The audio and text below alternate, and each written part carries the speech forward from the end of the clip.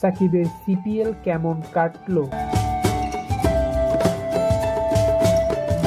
Caribbean premier লিগে সাকিব আল হাসানের যাত্রা এবছর শেষ। বাংলাদেশ সময় আজ সকালে এলিমিনেটরে ত্রিনিবাগো নাইট রাইডার্সের কাছে 9 উইকেটে হেরে টুর্নামেন্ট থেকে ছিটকে গেছে তার দল অ্যান্টিগা অ্যান্ড বারবুডা ফ্যালকনস। 2 মৌসুম বিরতি দিয়ে সিপিএল এ ফিরেছিলেন সাকিব। লিগ পর্বের 10টি ম্যাচের পরও আজ এলিমিনেটরেও একাদশে ছিলেন এই অলরাউন্ডার। সব মিলিয়ে 11 ম্যাচের 10 ইনিংসে ব্যাট হাতে 20 গড়ে 180 রান করেছে এই ক্রিকেটার। 50-80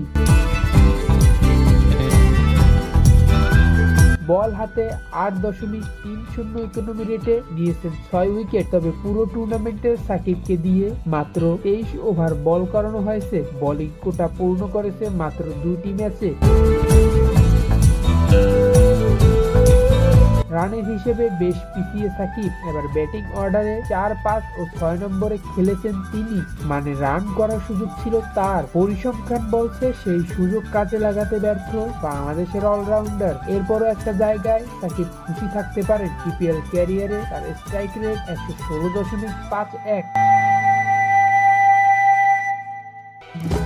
তবে এবারের আসরে ব্যাটিং করেছেন 138.46 স্ট্রাইক রেটে। সিপিএল এর শুরুর দিকের ম্যাচে ব্যাট হাতে পুরোপুরি ব্যর্থ ছিলেন সাকিব। তবে সেপ্টেম্বরের প্রথম দিনেই ড্যারেন স্যামি ক্রিকেট স্টেডিয়ামে সেন্ট লুসিয়া কিংসের বিপক্ষে 20 বলে 50 করেন সাকিব, যা তার ক্যারিয়ারে যৌথভাবে দ্রুততম হাফ সেঞ্চুরি ছিল।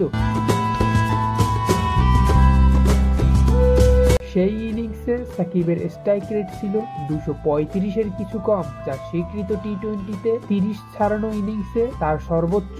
এছাড়া আজ এলিমিনেটরে সাকিব 9 বলে 26 রানে অপরাজিত ছিলেন। সুনীল নারিনের 5 বলে নেন 18 রান। টুর্নামেন্টে ব্যাটিং নিয়ে সাকিবের ইতিবাচক দিক বলতে এতটুকুই। 10 ইনিংস ব্যাট করে সাকিব 20 বা এর বেশি রান করতে পেরেছে মাত্র 3টিতে। মজার ব্যাপার হলো সিপিএল এ এক মৌসুমে এর চেয়ে বেশি রান সাকিব কখনোই করেননি। বোলার সাকিব আরো হতাশ করেছেন, উইকেট নিতে পেরেছেন মাত্র 6টি।